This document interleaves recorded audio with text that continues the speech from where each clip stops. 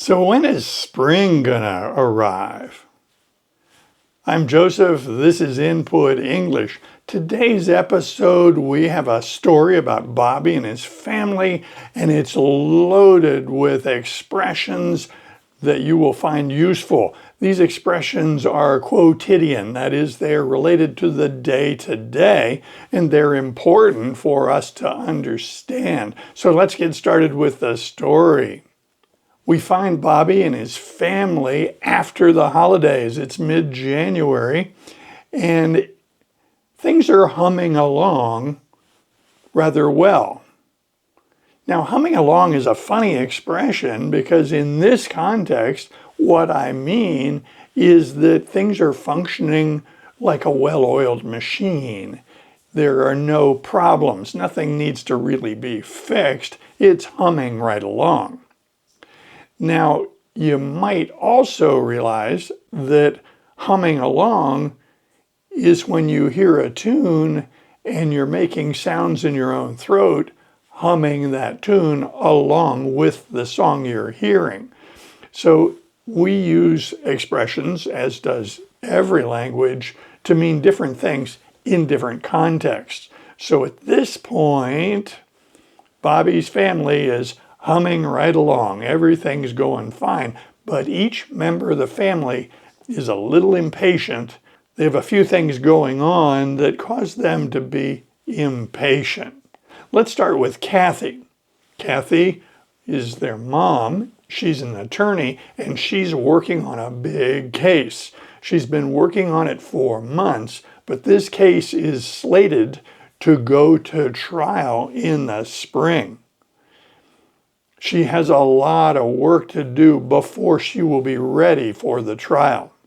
She really wants to win this case, and you might ask why, or you might surmise, assume that she wants to win it because it would bring more income to her and perhaps some more prestige.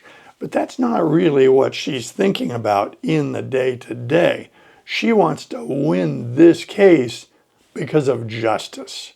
She strongly feels that she is on the right side of this case and that a verdict for her client would represent justice. She knows a lot of attorneys who have focused primarily on money, making a lot of money, gaining a lot of prestige and fame, but she shuns that approach. She figures that if she keeps her eye on justice and crafting good cases and doing a good job for her client, that the money and the prestige will take care of themselves. Because this case is coming up, she has this sensation that maybe she doesn't have quite enough time to prepare before the trial. So that means that she's been working in the evenings after dinner rather than relaxing. As you may recall from a previous episode, Robert's business, the hardware store, was severely damaged when a young fellow in a pickup truck lost control of the truck and careened in through the front window of the hardware store. They had to board up that window to close the building, and they've been dealing with the insurance company, actually two insurance companies. They've been dealing with their insurance carrier for their business, but they've also had to work through that insurance carrier because a lot of the liability accrues to the driver who did the damage. So his insurance company is on the hook for some of the damage, maybe all of it. In practical terms, Robert really doesn't deal directly with the driver's insurance company. He's working through his own insurance carrier. He's also dealing with a contractor who's going to do the repairs to the building. They've already ordered a lot of the supplies and expect them to be coming in the next few weeks. Robert doesn't want to wait for the insurance settlement to pay for these repairs, so he plans on funding the repairs and then expects reimbursement from the insurance company. In addition to the repairs to the building, the display stand for merchandise in that first aisle was destroyed. And so that has to be replaced. And he has placed an order for the replacement display stand. At one point, Robert found himself feeling a little overwhelmed by all of these different tasks that needed to be done.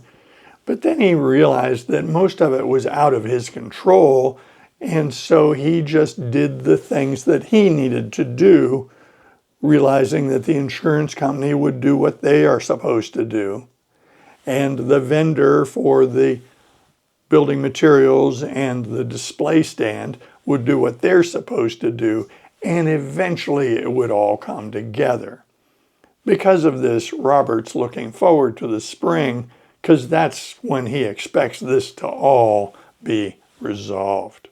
Bobby has a very different reason for wanting spring to arrive. He's cold. He likes to play outside, but it's pretty cold outside for an 8-year-old boy, and he's not always very comfortable. Yesterday, they had snow flurries. That is, snow was falling, and you could see snow in the air, but nothing accumulated because the ground was pretty warm, and as soon as the snowflakes hit the ground, they would melt. So those were snow flurries, but overnight, the temperature dropped, the temperature of the ground also went down, and the snow started to accumulate just a little bit. In the morning, when Bobby looked outside, what he saw was a light dusting of snow. He did not see accumulation of an inch or even a half an inch, just a light dusting. Everything had just a little bit of snow on it. By mid-morning, that will all be gone. When Bobby goes outside, of course, he wears his coat, but he finds the coat a little constricting. It restricts his movement, and he would prefer to have better weather so that he could be in shirt sleeves rather than a heavy coat. He has gloves, but he finds that he can't really do much with the gloves on. But when he takes those gloves off, his fingers get very cold. This time of year, his toes are always cold unless he's snug in his bed at night. Other than that time, Bobby's toes are always cold. In spite of this inconvenience, he does go outside and throw the ball for Oscar, but he really wants the spring to come. He wants better weather. He's getting old enough that he remembers the changing seasons, and he understands the implications of the season in terms of what he would be able to do outside. In a previous episode, you learned that Craig got a saxophone, and he is taking private lessons at the music store. He's had 2 lessons so far, and he is practicing every day. He's trying to get the hang of it. He just hasn't enough experience with this horn to say that he really has the hang of it. So this is a tenor saxophone very similar to the one that Craig has.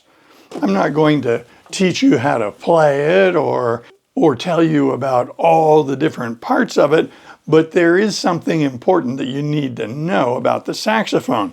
So this is the body of the saxophone, and this front part is the bell. That's where the sound comes out. Actually, a lot of the sound comes out of the keys as well. It's an interesting thing that people don't understand is if a key is open, a lot of sound comes out the side of the horn as well. But we assume that most of it comes out of the bell. This part is the neck,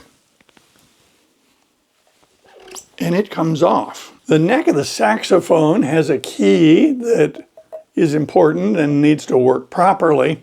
And it also has this cork. This is literally material taken off of a cork tree and sliced into very thin sheets, and they are applied here so that the player can put the mouthpiece on the neck.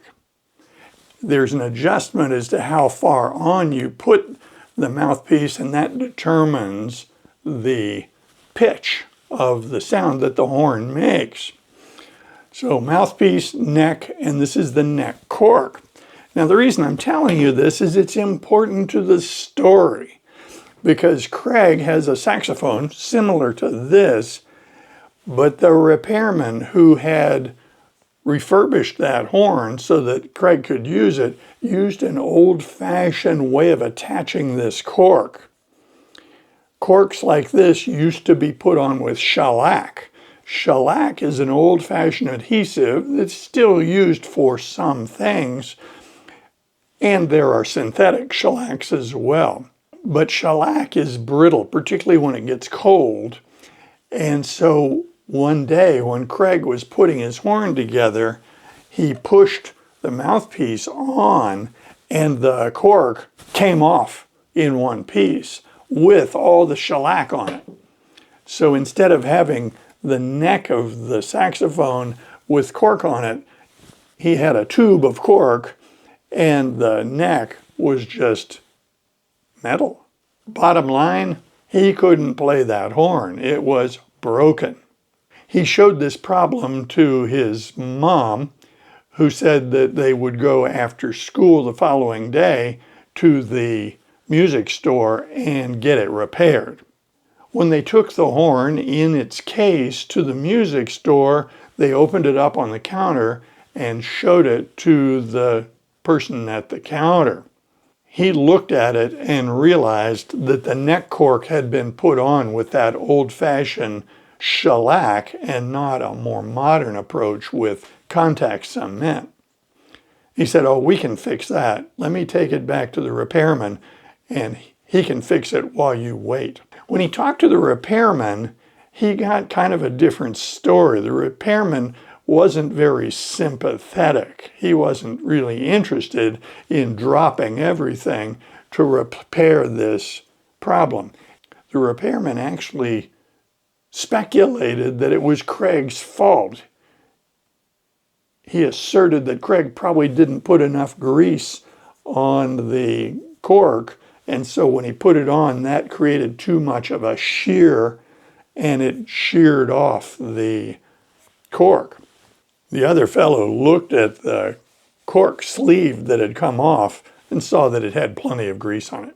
So in a few minutes, a new piece of cork was applied, but this time it was put on with contact cement, so it's not likely to come off.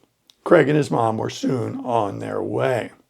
Now there was another problem with this saxophone that needed to be addressed, and that is Craig, when he plays it, makes a lot of noise that's not real pleasant to the ears of the other family members. It doesn't seem to bother Bobby much, but it does disturb Kathy, who's trying to work on this big case coming to trial soon. And it also interferes with Robert's reading in the evening, and both parents found themselves a little irritable with Craig's playing the saxophone. Kathy and Robert joked between each other how much worse it would be had they bought him a violin. It was right then that Robert got a flash of how to solve this problem. He knew in an instant how to deal with it. When this house had been built, the laundry room was sound insulated very heavily so that sound would not come into the living area.